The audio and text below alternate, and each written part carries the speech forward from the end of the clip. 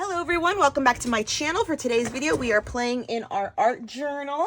I have a piece of vellum, I have Dina Wakley collage sheets, I have gel matte medium pulled, and then the neon collection of the paints from Dina Wakley. I know I also have, somewhere on my desk really quickly, the neon scribble sticks as well. Yeah, here they are. So we're playing with neon, we're playing with collage, and we're going to see how it comes out. I'm thinking I want to do some sort of just like one of these mark making ones that are just for the background. I even kind of like the striation one. And then draw some flowers on top, maybe put a face on top. I don't know that part yet, but that's why we're creating together so that we see. So I had hauled these recently. So these are both out of Cherry on Top, along with the scribble sticks and all the paint. And I am still working in my Stamperia mixed media. This is the A5 journal. I have papers kind of going, wax papers in here, because man, oh man, that tacky when dry medium, so this was like last week's that I did, it is getting stuck over here and ripping. So I need to have like a buffer, and this one doesn't have a thing, but then this one does too, because remember that was the first time I did it. And then this one's getting all ripped. You see?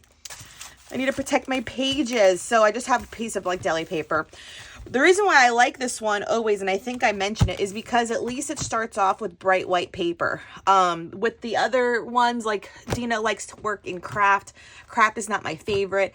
And then the Dilution one, it's like a creamy paper. And I just don't like cream. So that's why I do like this one. I actually should play with that other one. You saw me haul it too. The one that was a thin notebook that was by, I think it was P13. I can't remember all of the names, but I'm pretty good with the names. So, like I said, I just like working with plain white. So let's open this one. This one's called Painted Marks. I will hopefully remember to leave this down below, especially if it's still available. Or if any other the collage papers from her are available, I will leave it down below.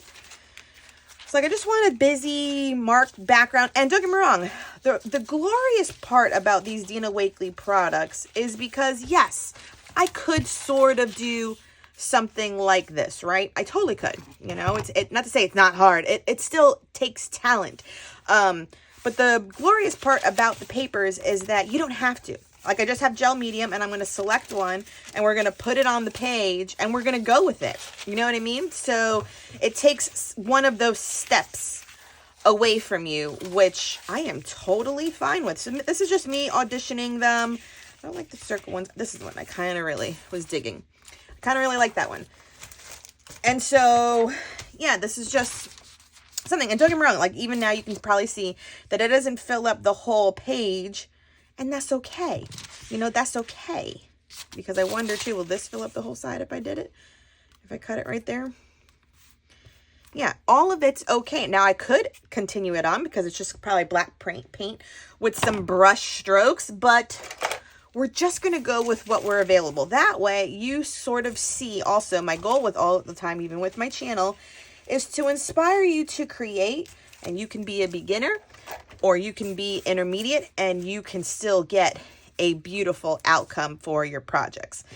And so all I'm going to adhere this with, like I said, it would be gel medium, and we're going to be okay with it not taking up the entire page. We're going to be okay with it and leave that empty. Okay, so let's get started. Let me get another piece of the wax paper so that I cannot gum up my desk.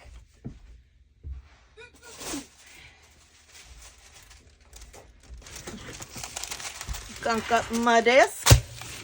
Okay, and let's begin. Okay, so let's get creating. So I am using matte gel medium and putting a thin layer on the page, and then a thin layer also on top. It is actually better if you put some of that on the actual collage sheet as well, if you really want like a super, you know, contacted application. But for me, you know, if it has a little wrinkle or a little bubble, it doesn't bother me. I just kind of keep it moving. So once I did this, the one side you can see fills it up more, and the other side is a little bit short. And I thought I was just going to roll with it and just kind of leave it as is, like it didn't have to be perfect. But you will see here shortly that I do just kind of take out some black acrylic paint. This is just inexpensive craft paint. I was saying the inexpensive craft paint, and I am going to get a thin brush and just kind of continue on the little scalloped edge pattern that is on the collage sheet itself. I don't know. Like I said, I was sitting there and I was just like, can I deal with it not being completed all the way to the edge? No, I cannot. So, like I said, look, very doodly. Is it perfect? No. Does it blend in quite well? Absolutely. You can't really tell where the paper begins and paper ends. So, ta-da, we kind of fixed it. So for me in my head, I thought after a black and white bold pattern or background, what can I do? So we're going to do some like using these neon colors and make some very abstract, very loose, very almost childlike flowers that we get taught when we were in grade school. With like the loops of a daisy and the center of a circle, So with the center of a circle and do 5 ovals from the circle center, and you have a simple flower. So that's all that I did. I did one in like that cheddar orangey color. I think it's called Radical because this is the neon line. And then the other one is I'm going to mess up the names, but like the neon red, which is kind of like a watermelon strawberry kind of color. And then I layered onto it, you saw just pink on the red one and a little bit more of a lighter yellow into the orangey ones. Like I said, keeping it very abstract. So for the green right now, I'm using the new color like Malichetti, I think. And then I'm going in with the neon green on top of it for some contrast, just so that you can see more. My idea was to see like the brush strokes of me creating these flowers. Like I said, very abstract, very loose. We're not going for realism here, and I'm definitely just playing with how they look. So here you can see definitely the contrast with the yellow and adding those brush strokes. You can definitely see that whimsical feather-like, motion from the brush itself, which was a little bit of what I think I was going for. So then with any of that extra paint, because I never want to waste, you just saw me start applying it to another page. That way we already had the beginning of a background. So I will say these neon scribble sticks did not work too well on the paint colored areas itself. I got very little markings, but if I made the markings more on the background paper where there's just matte gel medium, it showed up way more. So you can see me just kind of going along the edges afterwards, because going on top of a lot of the flowers was not working, but you can definitely see the scribble markings on the black and white background paper. So once again, half of sometimes what you're art journaling, you're learning what your supplies can and cannot do.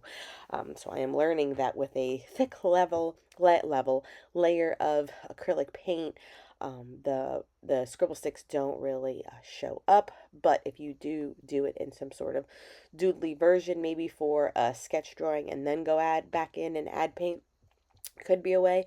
Or just know that you're going to get just very faint lines that are not treated yet with acrylic paint. So that's just something to know when you're playing with your products, is learning what they can and cannot do.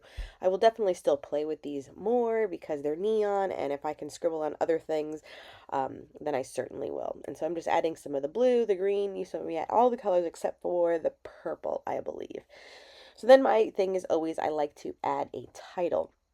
And so I was already looking at it. I'm like, this is going to be hard to find something that will be stand out enough.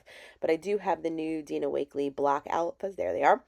And I used them a couple times already. And they are my go-to ones, simply because having it in that block little alpha black background really does work. And so I already had a piece of vellum out because I kind of felt like I had to have it kind of buffered from the background, gives it a little bit of a standoutness. So I stamp out the word bloom, and we will use the vellum, and then all I'm doing after I do the vellum is trimming down the vellum so that I can figure out where to have audition it. Do I put it on the right side? Do I put it on the left side?